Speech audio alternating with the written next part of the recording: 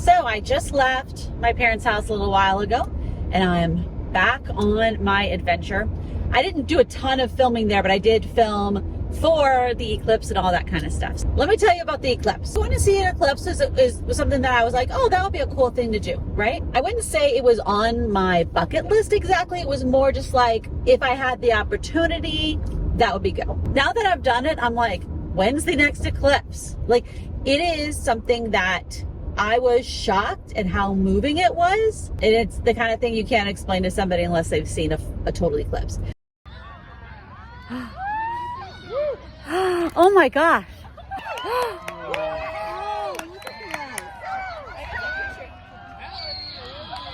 Oh my gosh.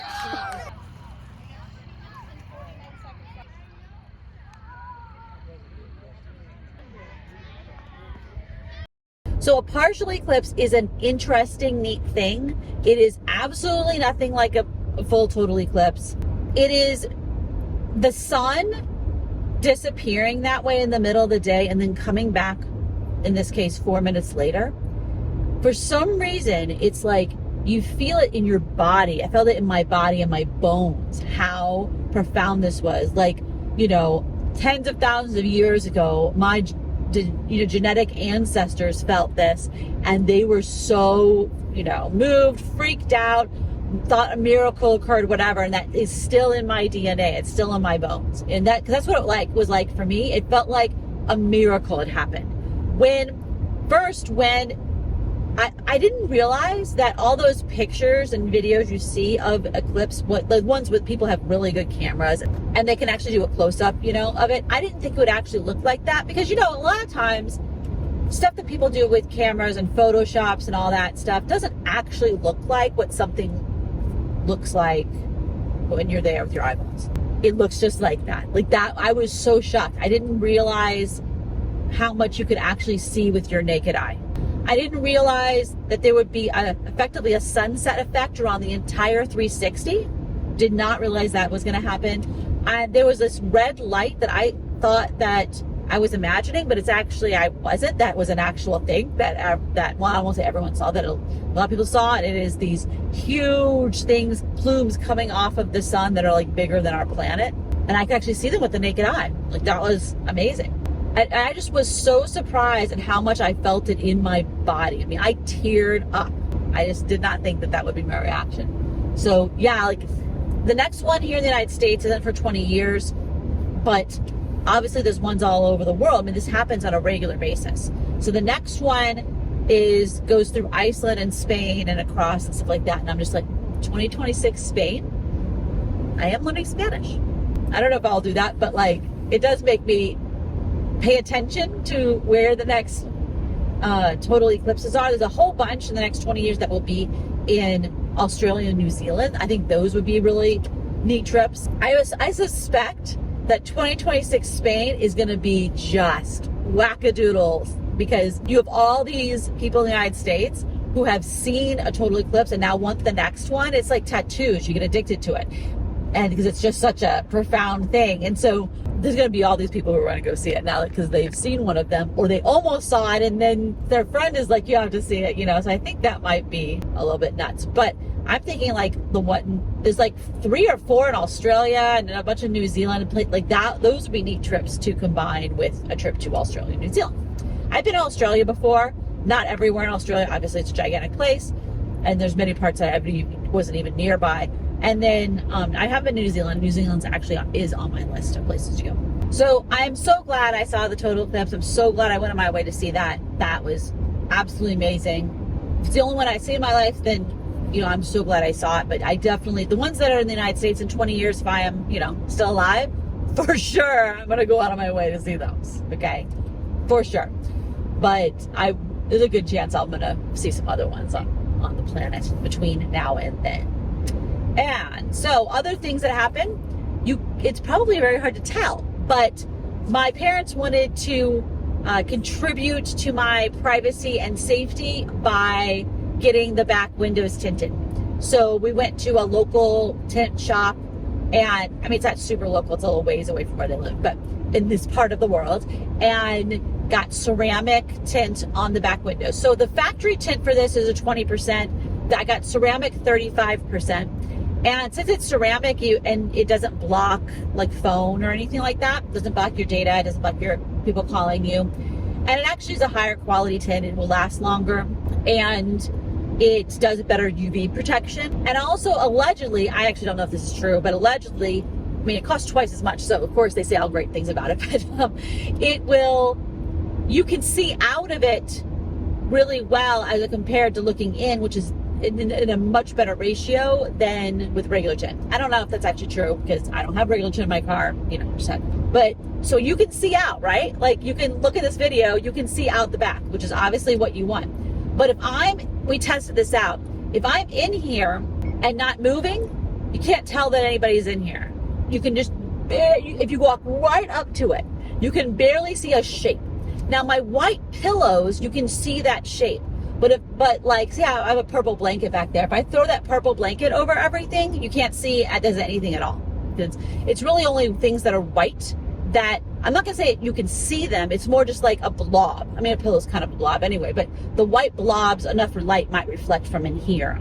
I don't think I'm gonna mess with the front window at all because I have all these cameras to do all the, all the automatic cruise control. What is it called? Whatever. And they're very hyper about where you can put stuff and everything because it messes the cruise control. So I don't think I should mess with the front window. It's like an expensive window. Yeah, I think I'm gonna leave that, even though it would be nice to have more UV protection there. But yeah, so we got that done. I have the stickers on all the windows that I cannot roll down for 3 to 5 days. So today is Wednesday, so that means it won't be until Sunday where I can roll those windows down. Not that I need to roll it down right now anyway because it's raining, right? And I would actually I'm very glad that I just did the back first so I can experience what that is and see how much I like it, whether I think it makes sense to do any of the other ones. But also because if you do the whole car, that means you have 0 windows you can roll down, which that might be a problem. But let me pass this guy. But with just doing some of the windows at a time, I can still roll down these front windows. Not right now because it's raining, but sometime in the next 5 days. And then if I do these front windows, I'll be able to roll down the back ones. So I think, you always want to be able to roll down a window when you live in a car or a car camping in anyway. When I get back to town on a day where it's not going to be windy or anything, then I will do the rain guards. It actually would have been nice if I would have brought them with me because my dad would have been so good at doing that because he did car work for a living before he retired, but I would have had to have this gigantic box in the car. I actually thought about it and I was like, no, and that's fine. And then also, obviously, I got to hang out with my parents, and I have not been to their house since before the pandemic. I have seen them. They've come out to visit in California last year, and then I think another time too. But so it was great to spend time with them and hang out.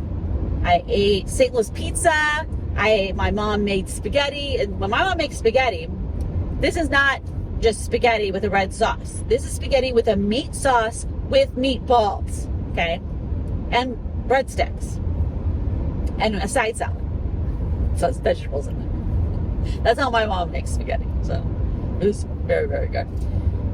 And so I am right now driving to the next town, which is the last White Castle going south. Because that was the other place that I wanted to eat, was go to White Castle. I haven't been to White Castle in over 10 years. I suspect it will not be as good as I remember when I was a kid, right? Nothing is ever as good as you remember when you're a kid. But I'm gonna get White Castle for lunch. It's only 10 o'clock right now. So what I'm planning to do is drive to that town, which is probably another just 20 minutes, not that far, and go to a park, what I put in my map, and then that has a bathroom. And then I'm gonna work for a little while. Hopefully they'll have half decent internet there. And then I will go to White Castle and have White Castle. They have a drive-thru and everything. I might just go to the drive-thru and eat my car. One thing that's hard for me, it was nice, obviously, to spend time with my parents, but it is weird for me to be in another person's space and to be around people all the time, both my parents as well as where we went places and did things, I'm used to having a lot of alone time, which I actually need to kind of fill myself up. Not that I can't have alone time there. They have a guest bedroom and I can go into the room and do work or chill out or whatever. But it is like nice to be in my own space again. Sleeping in a real bed, there were things that were really nice about it, but I actually didn't like having a full-size bed. Like, I put pillows next to me to make the space really little, because it was weird for me to have this, like, I felt like it's not comforting, like the way my little tiny space is. Also, I'm not used to being warm at night. Like, the heat isn't yet 70, I don't know what it was, 72 or degrees or something at night, and I'm used to sleeping at, 40 degrees at night, just especially on this trip, right? So like, I'd wake up in the morning, my body was like, oh, it is warm. We are 100% awake. And I'm like, no, it's 4:30 a.m. Can you please chill? I didn't get used to it. Like this morning, I woke up after 6, so that was no problem. But it took a little while for my body to adjust to warmness. Now, really on this trip, I'm going south. So what I've decided to do was going south through Arkansas, go to the National Park in Arkansas, Hot Springs, go down to Texas. I have reservations. I got the last campsite at Big Bend National Park. I can't believe I got campsites a week before I was going, less than a week, days before I was going there. But I did. So I'm very excited about that. I had 2 different campgrounds because it's kind of a big place. So I'm going to go to one side, and then I'm going to go to the other side. That's something I learned from Yellowstone. When you go to a really big national park, for me, since I'm self-contained, I don't have to like set up a tent or anything like that. It's actually, well, it is fogging. It is actually better for me to stay at multiple different campsites if I'm going to get campsites than to stay just back at one, because the park is so big, I don't have to use time to drive back and forth.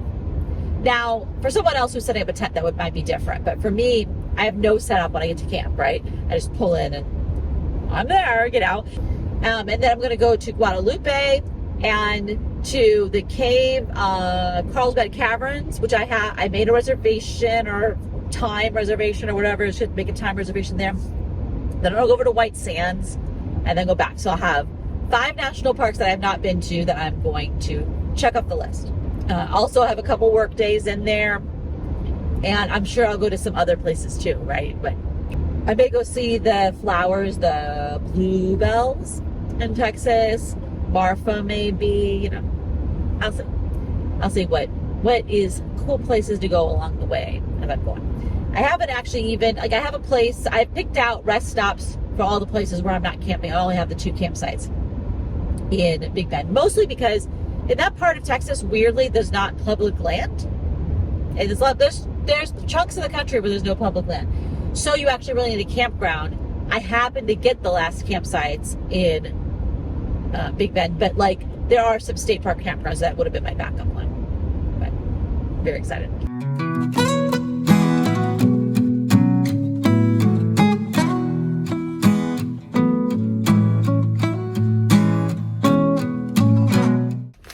Oh, that's not very helpful, is it? White Castle. I would pick shot video of the actual White Castle, place or whatever, but it's like I came around the back side. I had no good view. I am excited of White Castle. This will be my last cheese for a while because I'm going to not eat cheese for a while and see if it helps with my digestion. I'm thinking it won't, but I want to find out by not eating cheese for a few days. So I don't actually have cheese stuff in the car, but I'm sure as heck eating White Castle before I leave this part of the world. Yay.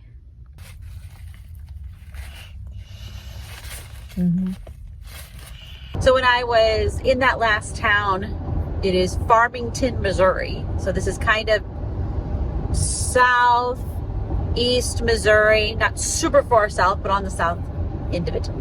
There's super cute houses in town, these old brick houses in the kind of, I think it's probably the downtown, whatever area. I mean, yeah. I wonder what much they cost. I'll have to look and see, because I'm always curious in places like that. How much is housing? I have absolutely no way to even guess what a cute house in town, one of these nice old brick houses, how much are they actually?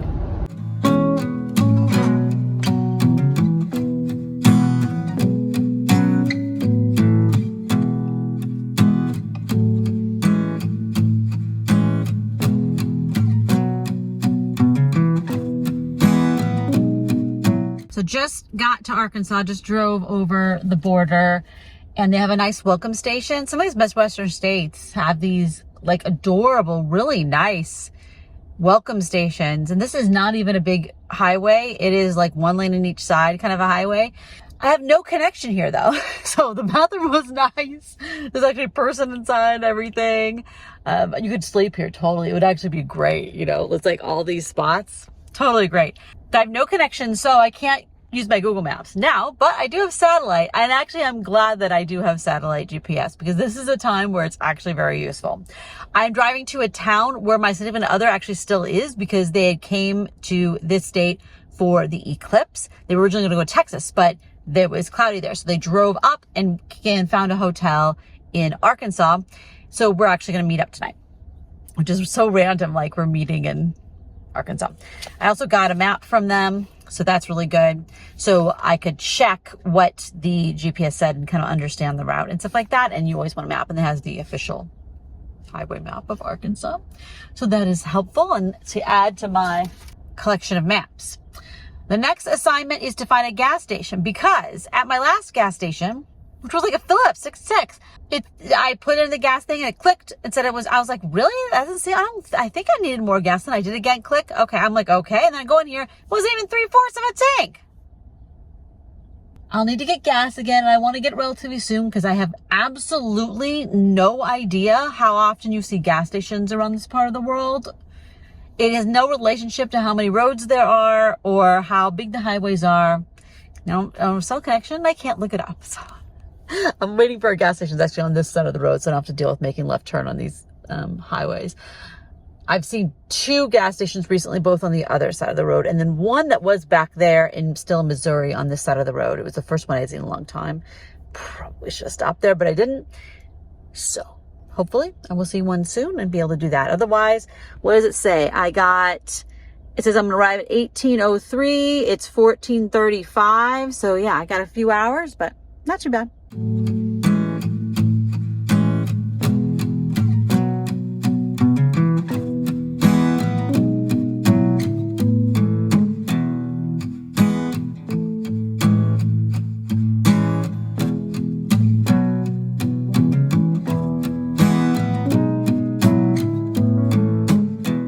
So as I'm driving south, you can really see how I've gone from trees that barely had little tiny buds to big trees with leaves.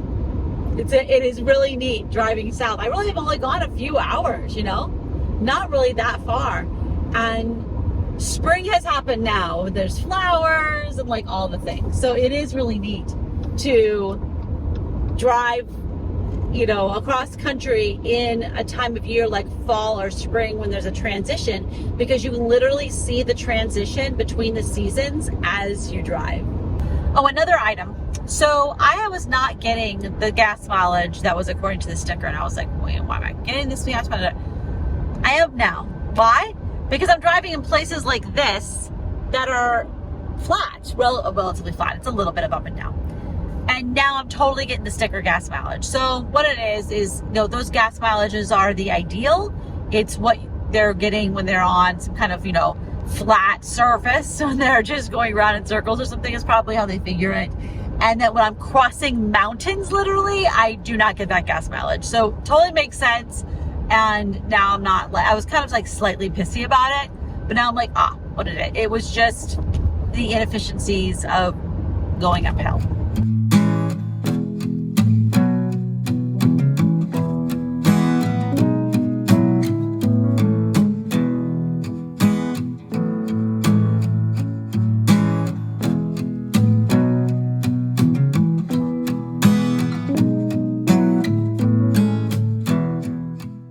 Good morning, y'all. So lovely rest stop to sleep at in Arkansas. You kind of never know what rest stops are going to be like in a state until you've gone to one or more of them. So this one was not a welcome center. It was just a regular rest stop. It's actually right over there. But it did have an inside thing for the bathrooms. I mean, I find that in places where it gets, cold and snowy and such, and sometimes even the really hot places, they'll have inside things. And of course, they don't have problems with water here. well, they might have problems with too much water, but not enough. So you actually have real bathrooms with running water and everything. And there was other women in there brushing their teeth at the same time I was. In that rest stop, they actually had a really nice thing where they had multiple screens that was the, Arkansas 511 map that told you the road status for the roads live. That was really neat. A really simple thing that's actually very useful for people. It is so green here. Like, there's so many rivers you cross. And I mean, I grew up in Missouri, so I mean, I knew that obviously, but I haven't been here driving around in decades, and so I kind of forgot at some kind of level. So I'm just like, wow, look at all these trees. I mean, I have now driven south enough where it is full on trees. Spring has sprung way long ago. We are full on in it. The grass everywhere that just spontaneously happens, and just water, so much water. I mean, I've even driven past some swampy areas and stuff too, of course, driving through the southern Missouri and the beginning part of Arkansas. So today I'm going to be going over to Hot Springs National Park, which is an urban park. I mean, not like city, but it is kind of integrated into the town of Hot Springs. I didn't try to camp at the campground because it is an RV park effectively, in the sense it has like full hookups for $35. That's not really my thing because I don't need full hookups, and it's better for me to go to a kind of a regular campground that's, $12 or $18 or something like that.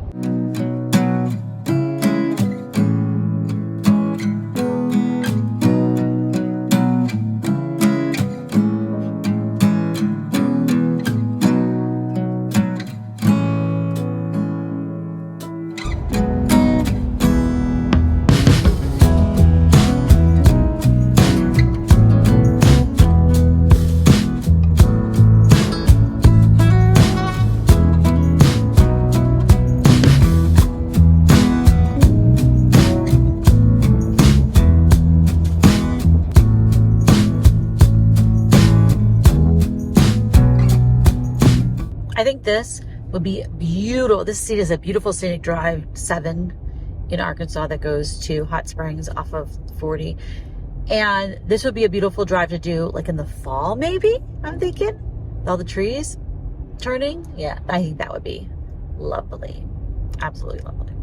This really is an amazing drive. Except, of course, now we're stuck behind some load of something and going 20 miles an hour. Which, yeah, obviously not the end of the world. One of the nice things is I'm actually not planning to do a huge number of miles today because I factored in going to the national park, and I don't really know how long I'm spending there. So, yeah, I'm not in a hurry. It's not a big deal at all to take time. And that's actually the nice part about the rest of this trip. I mean, I do have 2 campsites that I've reserved, and the cavern thing that I reserved. So I do have to be at certain places at specific days, of course. But generally speaking, I'm fairly, I budgeted in a lot of flexibility for places I want to go or things going wrong. And I think that's very important when you're doing a cross-country trip. People will do these cross-country trips, so they're planning on driving for 10 hours a day or whatever. And you can only do that if everything perfectly aligns. If the highways shut down, if there's really bad weather, if there's construction, if you are having bathroom problems and get stuck somewhere. There are so many things that can go wrong, and you're going to be very far behind. So budgeting more like a maximum of 6 or 7 hours means you have a lot more flexibility. And then today I only planned to drive, a couple hours, 2 hours maybe. If I end up leaving Hot Springs early enough, I may go farther for sure, and then make tomorrow an easier day. But yeah, I like to really have a lot of padding when I'm doing cross-country travel because you have to incorporate things going wrong. Another thing is that there's a lot of national forest land in both Missouri and Arkansas. And interesting. And so there'd be a lot of free camping that you can do. And I actually have looked at some of it. Also, in Louisiana has some too, some of it you can actually stay at for 30 days, not 10 days or 14 days, like it is in the West. Now, obviously, there's mosquitoes. That's something that I grew up with, right, camping in Missouri, but I've not had to deal with that much of it. In some places in California, you do have mosquitoes, and I'm very sensitive to mosquitoes, so I mean, it is miserable for me when I get bitten up. One thing I plan to do before I go to Alaska and such, and go to mosquito and biting fly country, is to get some netting that, you know, you go over your hat, like all that kind of stuff. That was a bit sketchy. The door wouldn't close. I was like, I don't hear anyone coming. I'm gonna go in there and pee real quick. This is what I'm doing, this Scenic Highway 7 byway. Yeah. So going from, oh, here's Russellville. Okay. So I was driving from Russellville over to Hot Springs. So you could even go up here, which I didn't do. You see this national forest and then another national forest. Yes, look at all this stuff I can come back to. You know, a scenic drive. There's a gravel road, all kinds of different places. So, yeah. So apparently this was a CCC, a Civilian Conservation Corps camp in like the 30s or whatever. And they still have some stuff. And there's like this little walking thing that has some historical marker signs or whatever. So I'm going to go check some of this out. Man, this weather is gorgeous. It's like in the 60s, sunny, a little bit of a breeze, just enough to make it so it's not hot. Ooh, beautiful weather. I'll tell you though, that Hervey Road, I would not have wanted to drive it in the rain that was yesterday. I'm so thankful that I was on the interstate yesterday, and today is the beautiful day for me to drive on the Scenic Drive. Yeah, so it's fireplace for their recreational hall. See, over there is the kitchen where they cooked. Yeah, I mean, if you didn't have a job and had trouble getting food to eat, this would have been optimal, because you know what? You get fed every day to do this work. It was hard work that they did. Man, they made a beautiful national park system. They really did. And learned skills so people could then get jobs, because they learned, you know, how to cook or how to do whatever construction or things like that. And then they could use that later to get work. So here's like the medical facility. And this is saying here that people then gained 7 to 12 pounds because they actually were getting 3 square meals a day, you know?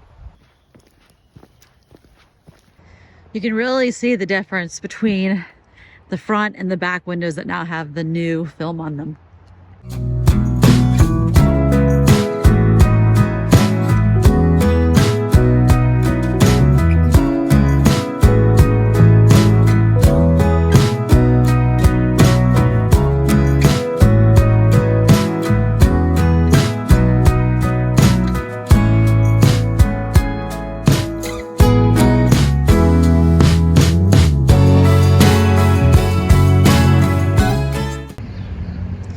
And they said this is an urban park. They're not kidding. Goodness. They have a free parking garage. I think I got the last spot in. I mean, I did get the last spot in. I drove all the way up and then all the way back down. So, yeah, this is a very urban environment. Continue on to Malvern Avenue. People who have red shirts on or red jackets. And it's also just, you know, urban, tourist urban. So, yeah, I would not have come here if it wasn't a national park and I wasn't checking it off my list. Now, the area around here is beautiful. And I will look at the bathhouse historicalness, whatever, but my goodness. So we're going to go try some Mexican food, Arkansas Mexican, which I'm kind of concerned about, but we're going to try it out and see how it goes. There's all these random hot springs, like faucets that you can just get water out of. It's really kind of interesting.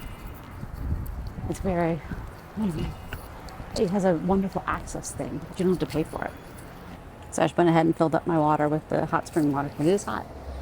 I wouldn't film because there's like a bunch of people filling up water, like huge jugs, many jugs of water. It is kind of interesting. You can actually walk in and use the baths, but obviously there's a huge wait, so.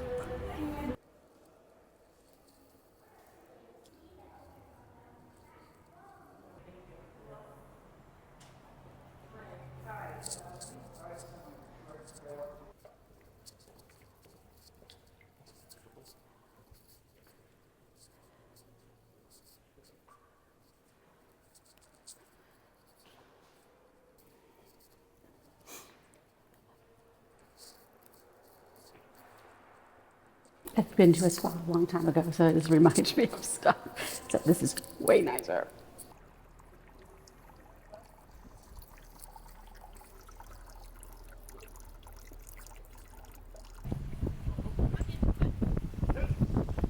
I will say the water actually is really good. It's nice and warm and tastes good. This place is neat, but urban places that are busy and loud with cars is not really my thing. So I think I did what I'm going to do. And now I'm going to go get my car, and my dad actually recommended a botanical garden that is near here. So that might be a better place. Don't know for sure. There are a bunch of hikes that you can do. But yeah, I'm just not feeling, part of it's because I didn't get here till midday, which is of course the worst time. I have no regrets because I was hanging out with my significant other. And that was a priority for me.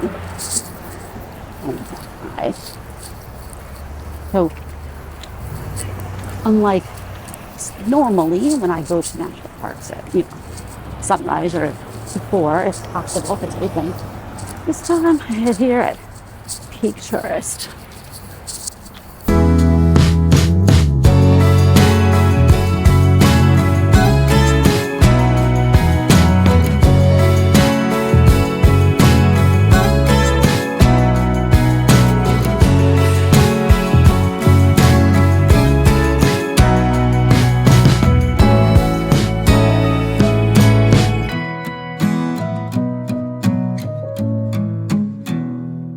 So this place is done by the School of Architecture and Landscape Design, maybe.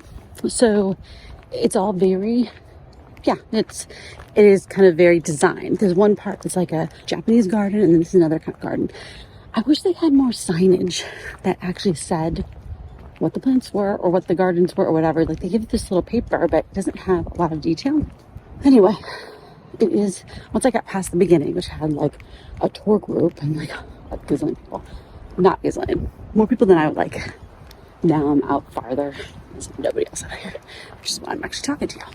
So this is actually nice out here. Much more chill.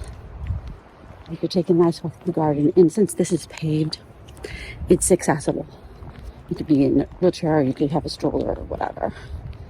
And you'd be able to, and that's important to have some places that, are accessible for people and not just have it all be hiking trails type of trails, right?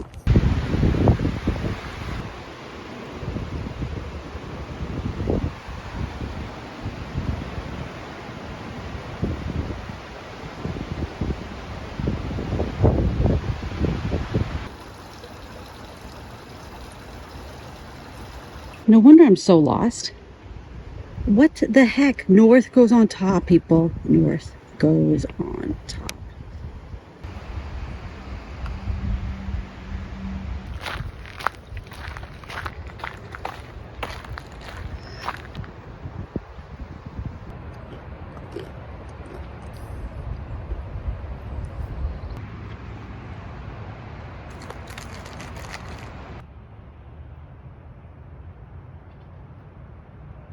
Don't go in there. Don't go in there. Don't go in there. Okay, buddy, we need to get you off there. Come on. Hang on to the stick. The stick is better. Stick is better. Stick is better. Good job. Good job. Get up there. Get up there. Oh, no, get off. There you go. Sorry, buddy. You're freaking me out a little bit, okay?